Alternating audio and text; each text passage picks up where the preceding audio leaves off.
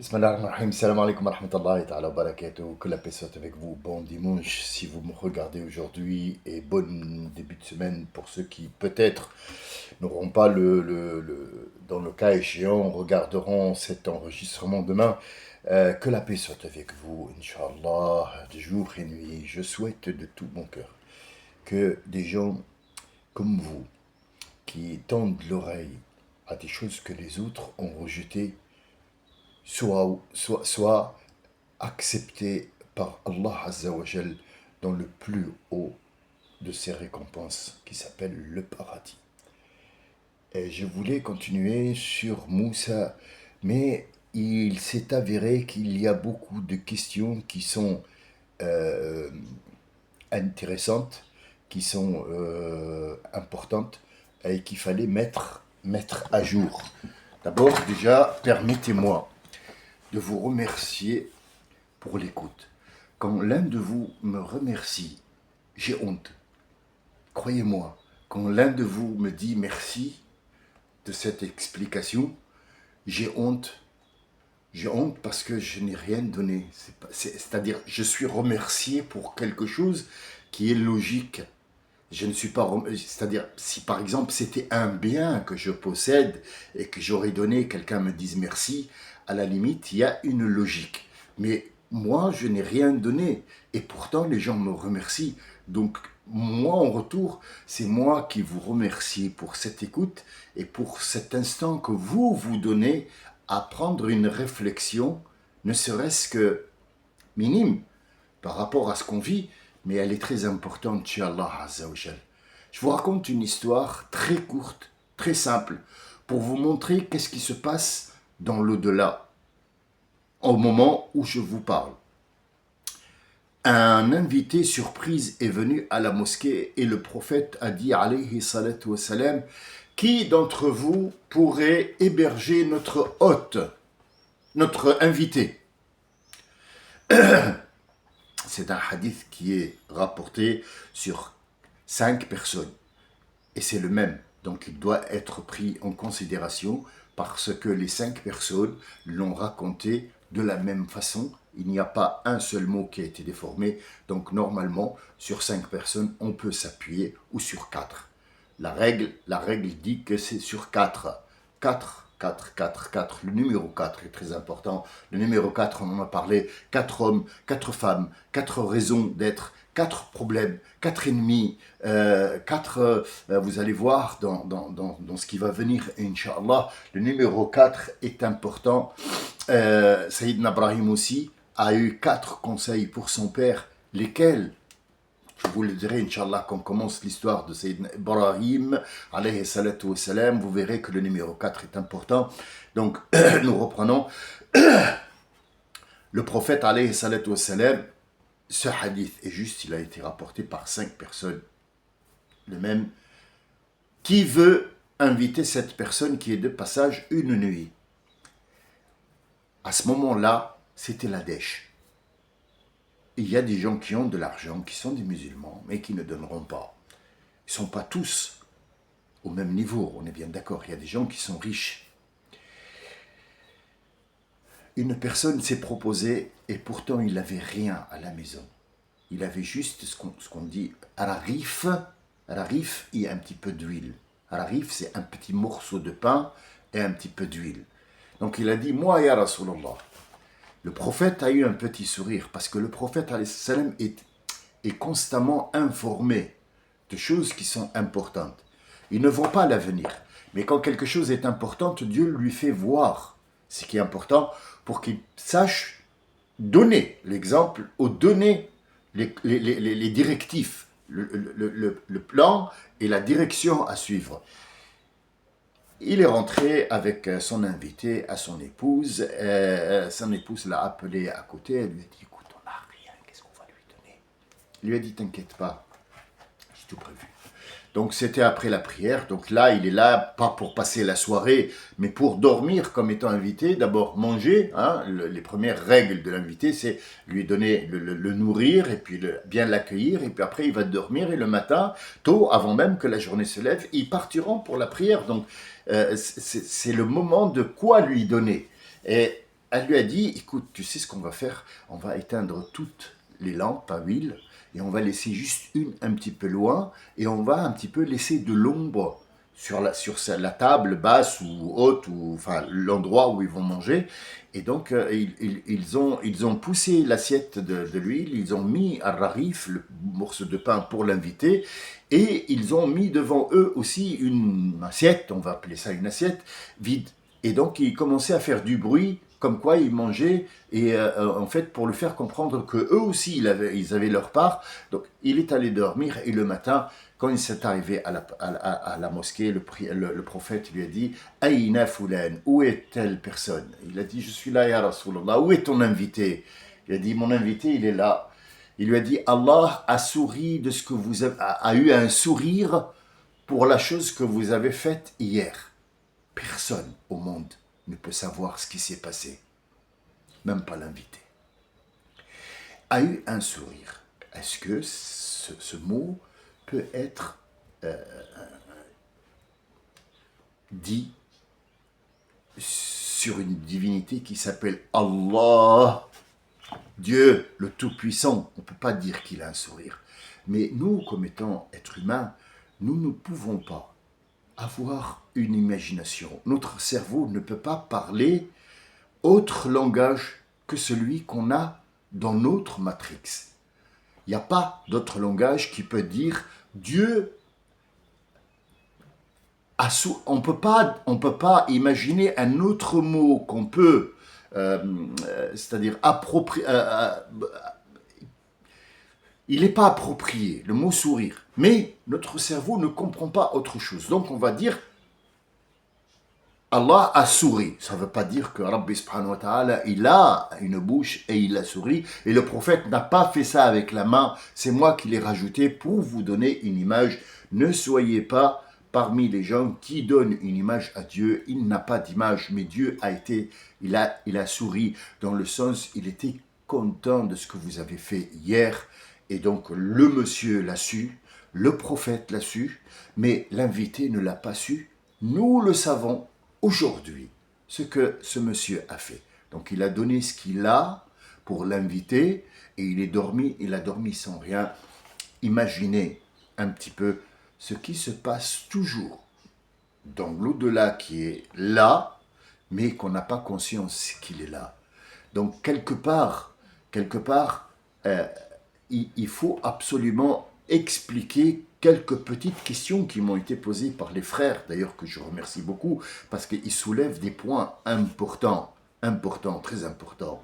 Une personne que j'aime beaucoup, d'ailleurs j'ai le même sentiment pour tout le monde, mais il y a des gens qui ont un sentiment particulier, il sera le même, mais pour un autre, il sera taillé à sa mesure, à lui, mais c'est le même sentiment, le sentiment d'être des frères et de œuvrer dans le bon sens et surtout s'échanger des choses qui n'ont pas de valeur matérielle, qui n'ont pas d'ailleurs, déjà on ne peut pas les estimer, c'est des trucs inestimables, ce sont des connaissances. La première question qui m'a été posée, c'est qu'est-ce que c'est que chiite? Alors, le mot chiite en français, si on le traduit, ce sont les partisans. Shia, ce sont les partisans. Chiite, c'est dit en français pour dire le mot qui est en arabe, le prononcer en français. Mais or, quand on le prononce, il prend d'autres choses. Le chiite, c'est l'Iran, c'est machin. Non, c'est pas l'Iran. Chiite, c'est pas l'Iran. Il y a des chiites partout dans le monde, même en Tunisie, en Maroc, en Algérie, au Mali, dans le monde entier. Et l'Iran est peut-être plus chiite que les autres. Qu'est-ce que ces chiites? Ce sont les partisans. Partisans de quoi? Alors, quand le prophète est mort, alayhi salatu wassalam, il avait mis les gens en ordre, sans donner l'ordre. Écoutez bien, il a mis les gens en ordre sans les mettre en ordre. Le prophète était assis et il mettait les pieds dans un trou où il y avait de l'eau. C'est une sorte de puits qu'on faisait avant pour se rafraîchir dans les pays chauds. Les pays chauds, on mettait ce sorte de puits, si vous voulez, on pouvait mettre les pieds. Donc les pieds, quand ils se refroidissent dans l'eau, on a la sensation d'être bien quand il fait chaud. Et l'un des compagnons du prophète, alayhi salam, il a dit, aujourd'hui, je vais me mettre, moi, personnel, personne ne m'a demandé, même pas le prophète, mais je vais me mettre le gardien du prophète, personne ne va aujourd'hui l'embêter, personne ne viendra lui poser des questions, j'interdis à tout le monde, moi, de mon propre plein gré, pour laisser le prophète, alayhi salam, tranquille, les pieds dans l'eau, pour qu'il puisse peut-être réfléchir pour cette Ummah, où il est en train de parler avec l'ange que moi je ne vois pas, je vais me mettre comme étant son gardien. Donc il y a Ali qui vient, le premier, Ali vient, et il lui dit, je voudrais voir le prophète, est-ce qu'il est là? Il lui dit, non, le prophète ne peut pas te recevoir, Ali. Il lui a dit, mais demande-lui. Donc il est allé lui demander, il lui a dit, dis-lui de repartir, et de revenir après. Est venu Omar. Je voudrais voir le prophète, il est là, il lui a dit, je vais lui demander, il lui a dit, dis-lui de partir et de revenir après. Est venu Abu Bakr. Il est allé lui demander à Rasulullah et à Abu Bakr qu'il est là. Il lui a dit, fais-lui rentrer. Et dis-lui qu'il va vivre quelque chose qui est désagréable. Il le laisse rentrer, Abu Bakr met les pieds. Donc déjà, le prophète met en place les califes qui sont derrière lui sans le dire. C'est avec ce hadith-là qu'ils vont comprendre après. Mais sur le coup, il va y avoir Abu Bakr de force. C'est Saqifa, c'est-à-dire dans un endroit, le prophète était étendu et ils étaient en train de se bagarrer, de chamailler, qui va prendre sa place. Et donc, le premier qui va mettre truc et de leur dire arrêtez tout ce que vous faites, va lui procurer, hop, l'emplacement, on va lui dire, Abu Bakr, toi, tu es le gendre, tu es le beau-père, tu es l'ami, tu es celui que le prophète aimait beaucoup, donc tu prendras sa place à toi. Il lui a dit, personne ne peut prendre la place du prophète, je serai un calife, je prendrai en main ce qu'il doit se prendre. Après est revenu Omar, avant Ali. Il lui a dit, dis au prophète que j'ai envie de le rencontrer, j'ai besoin de lui. Donc il va lui dire, laisse-le rentrer. Donc il a mis Omar en deuxième. Après c'était Ali. Puis après Uthman n'était pas de passage puisque c'est aussi le bien-aimé du prophète, c'est le gendre Uthman ibn Affan. Et il lui a dit, laisse-le rentrer. Mais tu laisseras personne après rentrer. Donc, quelque part, avec ce hadith qui est rapporté par 5 personnes aussi, nous avons la preuve que le prophète les a mis en place. Le problème, c'est que les gens qui étaient, si tu veux, de la famille de Ali ibn Abi Talib ibn Hashim, n'ont pas accepté que Abu Bakr, qui ne faisait pas partie de la famille, prenait le flambeau. Il fallait absolument que ce soit Ali et non pas. Et c'est ça est gravé quand, après Abu Bakr, peut-être que Ali doit être là-bas, mais c'était Omar. Et Omar a fait en sorte qu'il prenne de force la place parce qu'il a vu que le truc n'était pas bien. D'accord. Donc, reprenons la chose doucement. C'est pas le fait de vous donner énormément d'informations qui va faire que vous devenez demain des gens... non, c'est de comprendre les choses. Comment ça s'est passé et pourquoi tout ça. Donc on est en train de parler de Moïse, mais Mohammed sallallahu alayhi wa sallam et l'histoire de l'islam et comment il s'est propagé jusqu'à aujourd'hui, on peut rester des siècles là-dessus. On n'a pas fini. Parce qu'il faut voir tout mouvement qui a été fait, pourquoi il a été fait. Quel est le but? Quelle était la chose la plus importante? Où est le grain de sable qui a fait en sorte de devenir des dunes de Sahara? Donc en fait, Omar va prendre le flambeau. Abu Bakr Siddiq va vivre 2 ans de sa vie et il va combattre ceux qui ont délaissé. Le prophète il est mort, donc il n'y a plus d'islam, il n'y a plus de zakat, il n'y a plus de salat, donc il va les combattre pour remettre un petit peu de l'ordre. Écoutez bien. Vous allez comprendre ce que c'est que Shia. Malheureusement, on n'aura pas beaucoup de temps pour expliquer les autres. Mais je vous assure qu'aujourd'hui, c'est dimanche, je vais me consacrer à faire des 20 minutes courtes pour que chacun de vous puisse comprendre bien comme il faut cet aspect-là. Et je me permets de vous expliquer ça parce que ça, c'est pas divin. C'est pas un truc où il y a plusieurs milliards de sens. Non, ce sont des choses qui sont arrivées dans le gouvernement, si vous voulez. Ceux qui vont gouverner après, ceux qui vont être les califes après. Donc, c'est des choses qui sont visibles à l'œil nu. Il y a des mensonges dessus, des fake news, oui. Et il y a une vérité. La vérité, Elle est là devant vous, donc c'est une logique qu'on doit suivre. On a vu comment le prophète, alayhi salatu wa salam, les a mis en place. Avant de vous parler de Shia, pour que vous compreniez qu'est-ce que c'est que Shia, le mot Shia, pour ne plus avoir des amalgames là-dessus. Shia ou Sunna et tout ça, c'est des mots inventés, c'est des groupes, groupuscules, je l'appelle ça. Même le mot, j'ai du mal à le... Hein, ce sont des groupes malfaisants qui ont fait en sorte de diviser l'islam. En 70, notre prophète, il a dit en 70 groupes, qui tous prétendent être musulmans. C'est ça le problème. Le problème, c'est ça. C'est que ces 70 personnes croient en Dieu et croient au prophète, mais ils rajoutent et ils déforment notre mode de vie, ce qui fait de nous des gens vulnérables au monde, et c'est ce que le prophète a prédit. Donc, c'est ce qui nous amène à parler du Mehdi, et c'est la deuxième réponse. Mais nous sommes toujours dans la première. Rasoul, quand il les a mis en place, il connaît le caractère de ces 4 personnes. Je vais vous l'expliquer, vous allez voir, c'est très très simple. Abu Bakr, c'était quelqu'un de très sentimental. Le jour où le prophète allait mourir, il disait à Aïcha, dis à Omar d'aller faire la prière. Et donc elle a oublié, dis à Omar, dis à Omar. On a compris que le prophète ne voulait pas que Abu Bakr, c'est-à-dire fasse la prière quand il était malade et le prophète était mourant. Pourquoi? Parce que Omar, Abu Bakr, les gens se sont plaints. Ils ont dit, Ya Rasulallah, à chaque fois qu'Abu Bakr fait la prière, on ne comprend pas ce qu'il dit tellement il pleure.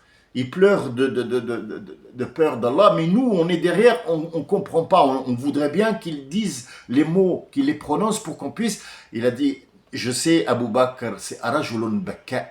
C'est quelqu'un qui est très très sentimental, qui a peur d'Allah Azza wa Jal. Et quand il pleure, on ne comprend pas ce qu'il dit. Donc il fallait absolument d'abord mettre Abu Bakr Siddiq au calife, parce que les gens vont pleurer la mort du prophète. Il y a des gens qui vont se rebeller, il y a des gens qui vont faire marche arrière.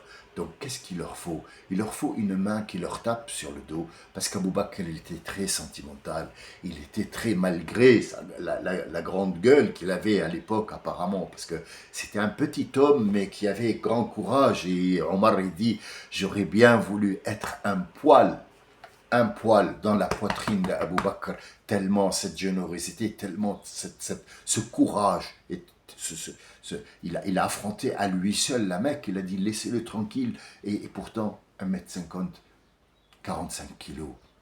Donc on voyait même les os de son visage, tellement il était maigre, mais pas maigre de faim, c'était son aspect comme ça. Le deuxième personne qui doit être, après avoir... Ne t'inquiète pas, oui, mais c'est la mort, les condoléances et tout ça. Il va vivre 2 ans.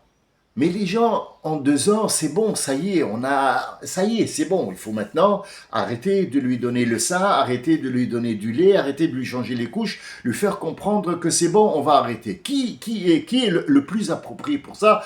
Comme dit Rasoul, ashaddukum fil jahiliyya, ashaddukum dans l'islam.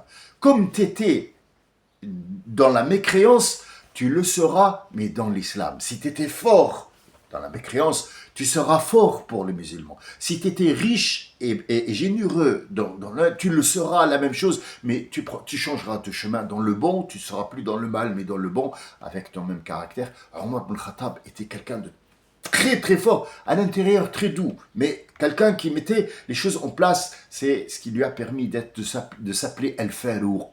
Al-Farouq, c'est celui qui te dit, à t'entendre seulement, il te dit le mot que tu as dit en premier, il est faux, le deuxième, il est juste. Al-Farouq, c'est celui qui va mettre en deux le mal d'un côté, le bien d'un côté. Il n'y a pas de mélange. Une fois est venu quelqu'un à Omar ibn Khattab, il a dit Ya Omar, tu es bien, tu es je sais pas quoi, Il lui a dit tu as menti. Tu as menti. Et pour ton mensonge, tu vas recevoir pas une bourse, tu vas recevoir 100 coups de fouet. Alors, le poète, il a dit Ya Amir al-Mu'minin, moi je fais que te flatter. Il lui a dit c'est vrai, tu m'as flatté. La flatterie ne marche pas avec Omar ibn Khattab. Avec le prophète, tu étais le poète du prophète. Et il te laissait faire. Mais moi, je ne vais pas te laisser faire. Pourquoi? Je vais te poser la question. Moi, mort, aujourd'hui, je vais mourir. Combien de temps tu resteras près de mon corps? Réponds. Il avait le bâton, c'était quelqu'un de très, très... Ouh là là, réponds à la question et attention, ne me mens pas. Combien de temps tu vas rester à côté de mon corps mort? Il lui a dit, Amir al-Mu'minin, jusqu'à ce qu'il gonfle et commence à sortir de l'odeur. Il lui a dit, alors, les mots que tu as dit en ma faveur, que j'étais, quand je serai mort et que je commence à me décomposer, est-ce que ça sera valable? Il lui a dit non. Il lui a dit, tu recevras au lieu d'une récompense 100 coups de fouet pour ne plus mentir aux gens. Donc, c'était le Farouk. Il fallait quelqu'un qui remette les gens en place. Ça va, c'est bon, ça y est, le prophète il est parti, donc Abu Bakr il est mort, Omar prend sa place pour remettre de l'ordre, déjà. C'était exprès. Donc Omar va prendre 2-3 ans maximum et ils vont le tuer dans la mosquée. Ils vont le tuer de matin très tôt. Ce sont les Yahoud qui vont essayer d'engager un tueur pour le tuer dans la... Et qui va prendre sa place? Ça sera Ali ibn Abi Talib. Pourquoi Ali? Pourquoi Ali en dernier? Parce que après avoir eu les petites condoléances, puis après les avoir secoués pour ce qu'ils s'y réveillent. Réveille-toi, réveille-toi. Maintenant, on a une dynastie à mettre en place, un flambeau à passer, c'est le message du prophète. Réveille-toi. Donc, je suis réveillé, qu'est-ce qu'il me faut? Il me faut du savoir. Le savoir, c'était Ali. Il n'y a pas plus savant que Ali. On l'appelait l'imam savant qui a bu le reste du savoir du prophète, c'est lui qui l'a bu. C'était un rêve que le prophète a fait. Il a dit, j'ai vu, Jibril m'a donné un bol de lait que j'ai bu et que j'ai donné la moitié, enfin le un quart qui est resté à Ali. Donc Ali, c'était la personne la plus savante concernant tout ce qui est au-delà et tout ça. Et donc les partisans de Ali, la famille de Ali, les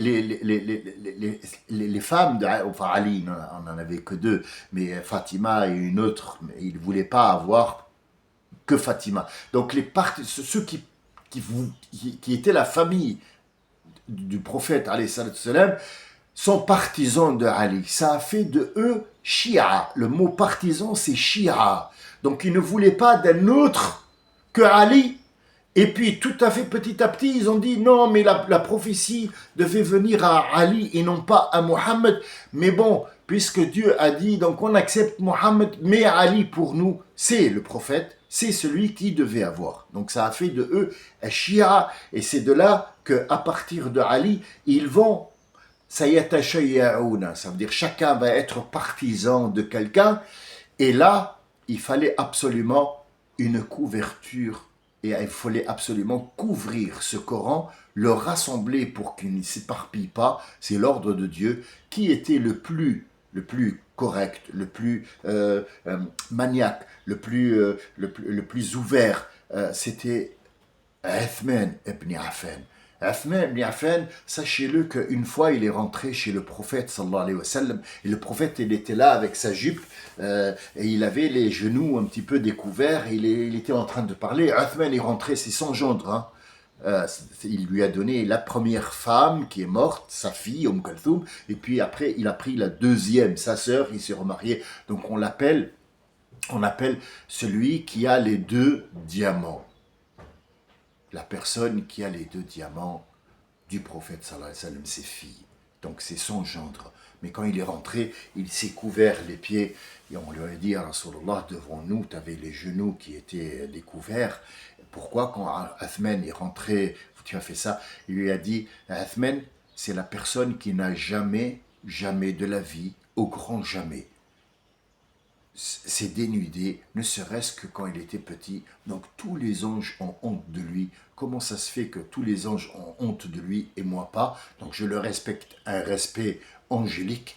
Donc en fait, cette personne-là, elle est apte à rassembler le Coran dans un seul, si vous voulez, un seul carton, et ça s'appellera Al-Mushaf. C'est lui qui va mettre en place ces trucs-là, et il va l'appeler Al-Mushaf, et quand il sera fini, c'est le mushaf qu'on a aujourd'hui entre les mains, quand il sera fini, Uthman ibn Affan sera tué par un coup de couteau qui était en train de réviser Al-Mushaf s'il n'y avait pas une seule faute dedans pour le reprendre de nouveau. Et quand il arrivait à Qul a'udhu bi rabbin nas, malik nas, ilahin nas, il a su que le Mushaf, il était bien correct. Donc il a donné l'ordre de refaire le même et de donner à chacun un Mushaf complet, parce qu'il y avait des gens qui avaient la moitié, des gens qui avaient d'autres moitiés, des gens qui avaient juste le début, les gens qui avaient juste l'arrière. Donc il a rassemblé, c'est ce qu'on a le Mushaf dans les mains aujourd'hui. C'est écrit par Uthman ibn Affan, mais pas lui.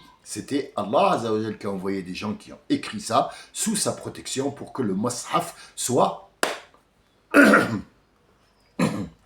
protégé, et il sera pris d'un 2 coups de couteau et son sang coulera sur le Mushaf, sur le sol de la mosquée. C'est là le commencement de la division des musulmans. Je vous reprendrai, Inch'Allah, dans un autre enregistrement pour terminer de répondre à des questions où je peux répondre, et je le ferai, Inch'Allah. Assalamu alaikum wa rahmatullahi wa barakatuh.